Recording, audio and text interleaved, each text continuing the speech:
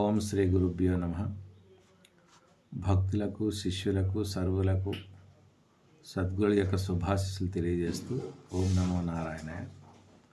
నేటి విషయం భగవంతుడు ఎవరు అనే విషయాన్ని మనకి వేదంలో ఉన్నటువంటి వేదాంతం చివరి ఉపనిషత్తుల్లో ఉన్నటువంటి ఉపనిషత్ మంత్రాన్ని గురించి మనం తెలుసుకుందాం. తైత్రీయ ఉపనిషత్తులో భృగువల్లి అని ఉంది. దానిలో ఒక మంత్రాన్ని తెలుసుకొని మనం విషయం గ్రహిద్దాం.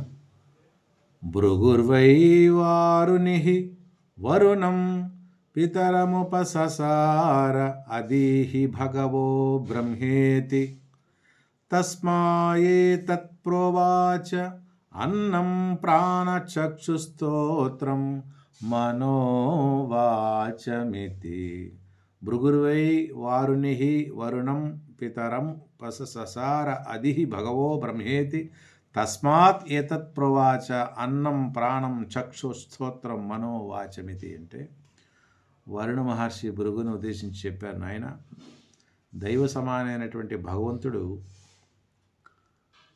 భగవత్ స్వరూపమైనటువంటి తండ్రితో భృగు మహర్షి అంటున్నాడు, దైవ సమానమైనటువంటి మీరు నాకు భగవంతుడు అనేవారు ఎవరు, ఆయన ఎలా ఉంటారు చెప్పండి అంటే అందుకు వరుణ మహర్షి చెప్తున్నారు, ఆహారము, ప్రాణము, కన్ను, చెవి, మనసు, వాక్కు ఇవే భగవంతుడు అని అన్నారు.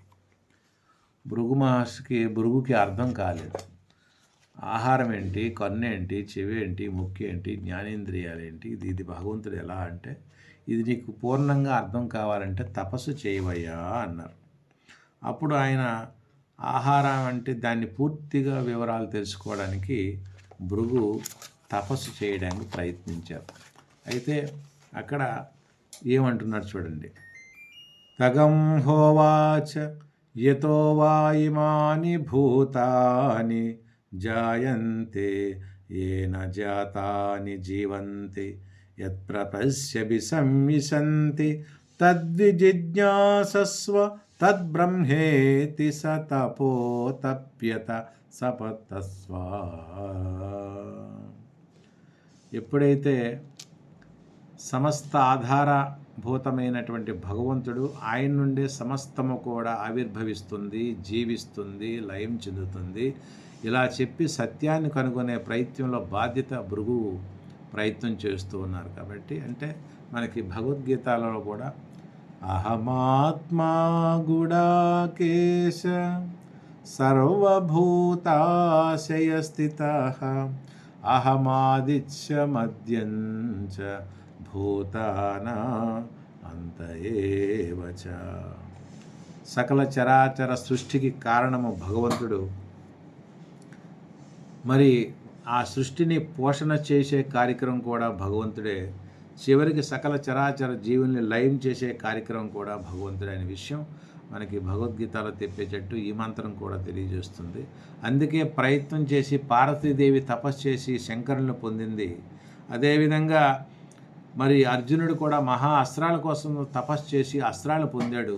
నేను కూడా ఇటువంటి దివ్యమైనటువంటి తపస్సు చేసి అటువంటి భగవంతుని యొక్క ఉనికి విశిష్టత తెలుసుకుంటానని తపస్సులో లీనమవుతాడు. అంటే తపస్సు అంటే ఏమిటి? బాహ్యేంద్రియాలు, బాహ్య పదార్థాలని చూడకుండా అంతర్ముఖంగా వెళ్ళి మనసా వాచ కర్ణ సాధన చేసుకుంటూ ఎటువంటి దృష్టి అంతా కూడా అంతర్ముఖం వైపే ఉండు ఆ సదానందమైనటువంటి పరమాత్మ వైపు దృష్టి పెట్టి మనసుకి సంకల్ప వికల్పాలు ఏమీ లేకుండా నిశ్చల స్థితిలో ఉండి కూర్చొని ఆ సద్వస్తుని తెలుసుకోవడమే తపస్సు. అటువంటి తపస్సు ద్వారానే పరమాత్మ యొక్క ఉనికిని తెలుసుకోవచ్చని మనకి ఈ మంత్రం తెలియజేస్తుంది. రాను రాను ముందు మనం తెలియజేసుకుందాం. మరి ఇటువంటి ప్రతిరోజు కూడా ఏదో ఒక విషయాన్ని మనం చర్చించుకుంటున్నాం. మరి భక్తులందరికీ మరొకసారి విజ్ఞప్తి, రేపు అంటే 4/6/2025 మరి తడికలపూడి గ్రామంలో శ్రీమాన్ ఛాయా వరప్రసాద్, శ్రీమతి రాధికా పుణ్య దంపతుల స్వగృహంలో మరి స్వామీజీ వారి దివ్య ప్రసంగం ఉంటుంది. విషయం కఠోపనిషత్తు. ఉదయం 9:30 నుండి 1 గంట వరకు ఉంటుంది. ఆ తర్వాత అందరూ కూడా ప్రసాదాన్ని సేవించి వారి వారి స్వగృహాలకు వెళ్ళొచ్చు కనుక సాధ్యమైనంత వరకు ఎందుకంటే మనకి చిన్న చిన్న వీడియోల్లో 5-6 నిమిషాల్లో విషయాన్ని పూర్తిగా చెప్పలేకపోయినప్పటికీ ప్రయత్నం చేస్తున్నాం. రేపు కఠోపనిషత్తు కోసం చాలా విపులంగా అందరికీ కూడా అర్థమయ్యే రీతిలో మనం చెప్పుకుందాం. కాబట్టి ప్రతి ఒక్కరు కూడా ఆ కార్యక్రమంలో పాల్గొని మరి అందరూ కూడా ఆ జ్ఞానాన్ని విని తరించి, మరి మీరు తరించడమే కాకుండా మీ కుటుంబ సభ్యుల్ని, ఇరుగు పొరుగు వారికి కూడా ఇటువంటి ఆధ్యాత్మిక మార్గంలో ప్రయాణం చేసినటువంటి బాధ్యత మీరు కల్పించాలని కోరుకుంటూ, మీ స్వామీజీ వారు శ్రీకృష్ణ చరణానంద భారతి, శ్రీ యాజ్ఞవల్క రాజాశ్రమ పీఠాధిపతులు, ముండూరు, ఏలూరు జిల్లా. హరి ఓం.